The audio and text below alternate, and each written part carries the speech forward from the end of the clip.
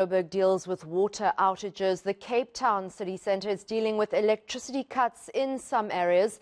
Several suburbs may see some temporary power cuts this week, including Constantia, Newlands, Somerset West and Kraaifontein, as the city carries out maintenance work.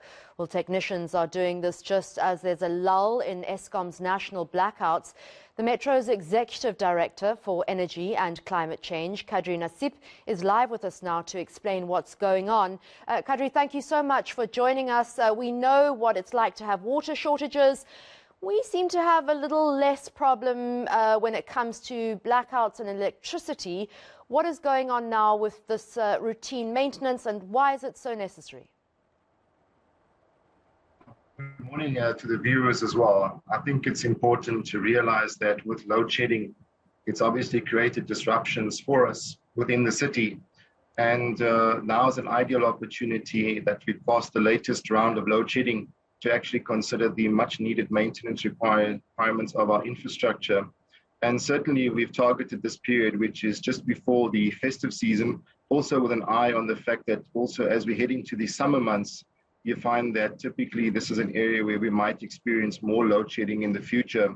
So this is much needed maintenance that's required on our network. It means that there will be sporadic and intermittent outages in certain areas, and those have been well communicated by the city. There's a misconception, of course, that the city will be without power for a week, and I just need to categorically state that that is not the case. And yes, there will be times during the day when you will experience an outage, but as I've said, it's because we have to look at switchgear, substations, as well as overhead line maintenance. Kadri, how has Eskom's national power cuts and the problems on the grid impacted on the city of Cape Town's grid? One of the problems that we've encountered is that opportunistic criminals have latched onto the fact that it's easier to steal infrastructure, in particular cabling, during load shedding periods when the power is out. So that's one of the unfortunate consequences that we're seeing on our network, is this prevalence of vandalism and theft during this particular period of load shedding. Over and above that, some of our equipment has been affected negatively by load shedding. In particular, batteries, for example, don't get adequate opportunities to recharge, particularly when you get to higher stages of load shedding. And then, of course, there's an economic impact, not only in terms of revenue directly from load shedding that's lost, but also if you look at the utilization of our Steenbras pump storage plant, where we have to keep back a unit in reserve to assist consumers through mitigation of at least one level of load shedding. And that also then has a negative revenue impact for the city.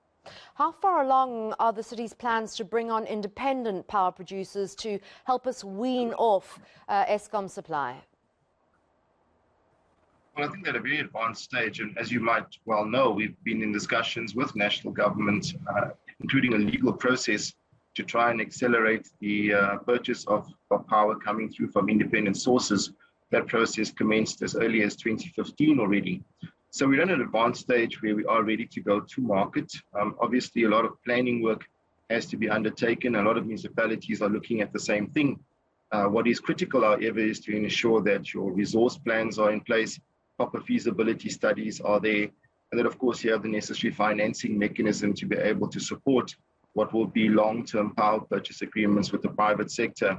Over and above that, the city would also then be looking at its own plans to build and operate a fleet of solar plants within the city. The first of our solar plants is scheduled for construction during the middle of next year, and that will be located in the north of the city in Atlantis.